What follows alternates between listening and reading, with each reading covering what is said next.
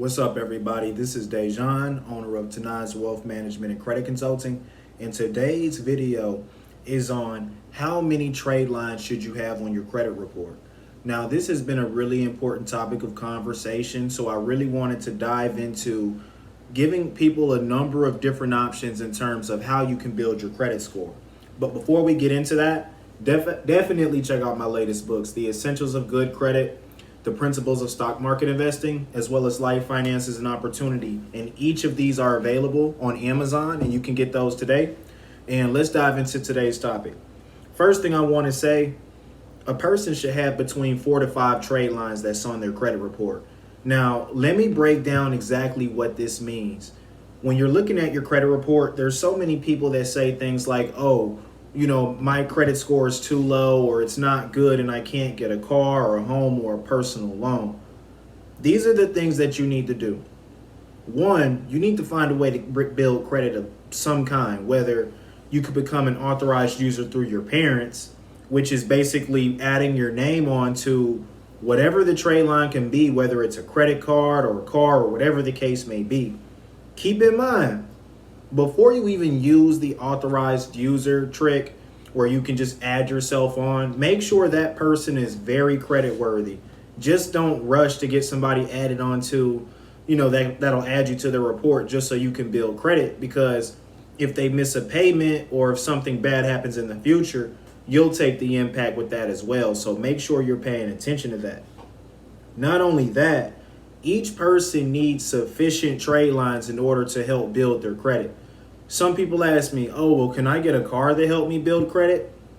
Now, I'm not saying there's any such thing as a bad question, but ask yourself that backwards.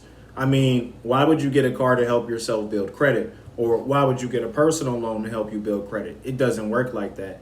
You need to start off easy, small and simple, with something like Self-Lender, better known as Self Now.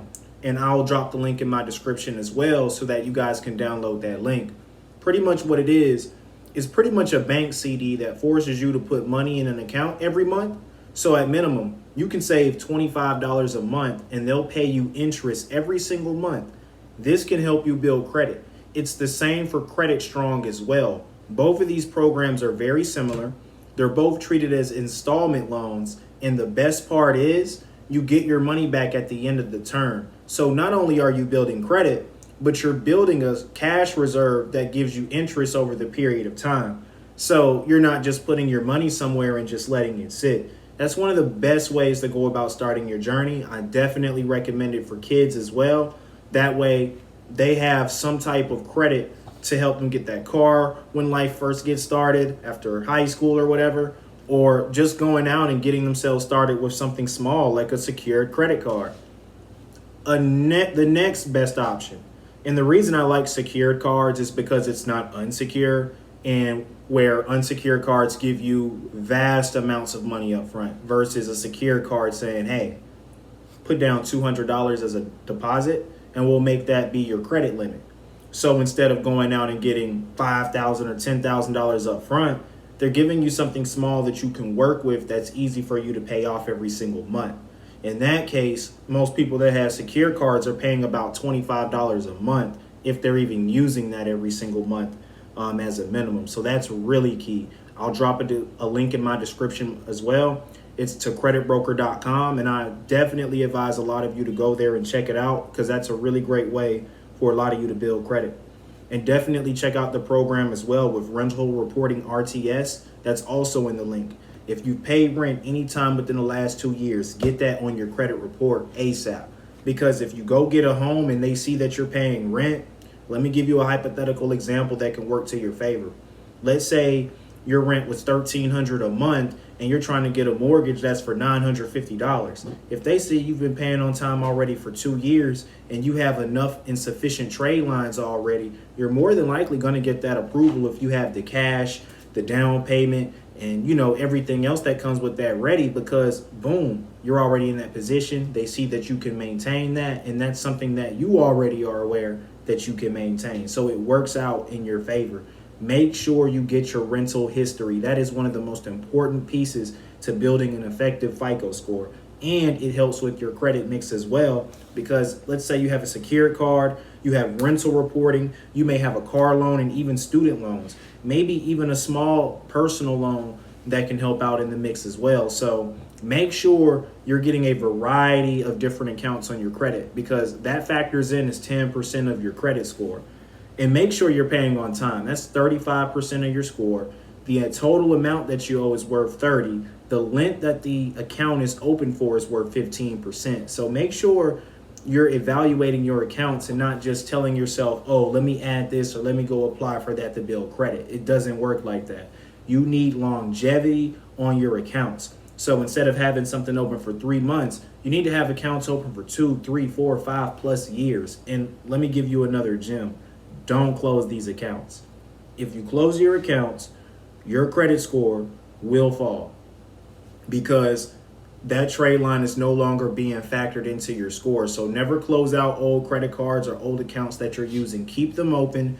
Do not close them. I repeat, do not close them. I can't tell you how many people drop their FICO score by doing that. Another thing, be realistic. Apply for what you need and don't go over your means, because if you do, it will come and bite you in the end. For example, excessive credit limit on your credit cards. Once you go over 30% and you have 2, 3, 4 credit cards, look, your FICO is going to drop with it and you will not get approved for any more credit, even if your FICO score is healthy. So yeah, I've seen people with 750, 740, 700s getting denied for credit just because their credit limit is high. So make sure you pay attention to these things as well. Don't force credit approvals. If you're getting denied, sit back, wait and work on your credit and look for different opportunities. If you need help, check the link. I have a book on it that can help you improve your credit score, or you can reach out to me and my organization and we can help you in terms of building your FICO score. It's real easy, real simple, and all you have to do is just follow the directions. My team are great at what they do, and we have exactly what it takes to get you back on track. So again, don't close your trade lines. Don't go out and rush for credit, and put yourself in the best position as possible to build your credit. So let me reiterate the key points one more time. Look into a secured credit card. Look into an installment loan, which is like a self-lender account, or maybe even Credit Strong. Both of them are really great programs. And again, I will leave the link in my description box below. Look into rental reporting RTS. So if you've paid any rent, this will be a great opportunity. And if you have things like car loans or student loans, make sure you're paying them on time. If you need assistance or help, make sure you're contacting your creditors, because any bad hits will affect your FICO score. So before you even take a late, pick up the phone and call your creditors. I promise you, they will do everything to help you out in this situation.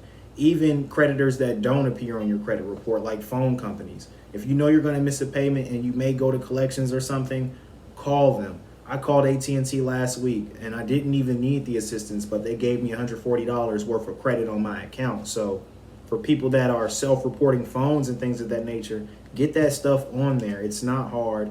You just have to do a little bit of research. So definitely appreciate everyone for watching this video today. And if you need any more assistance on credit building, I have exactly what it takes to help you all get back on your feet. So definitely reach out. Thank you. You all stay blessed. Have a good one.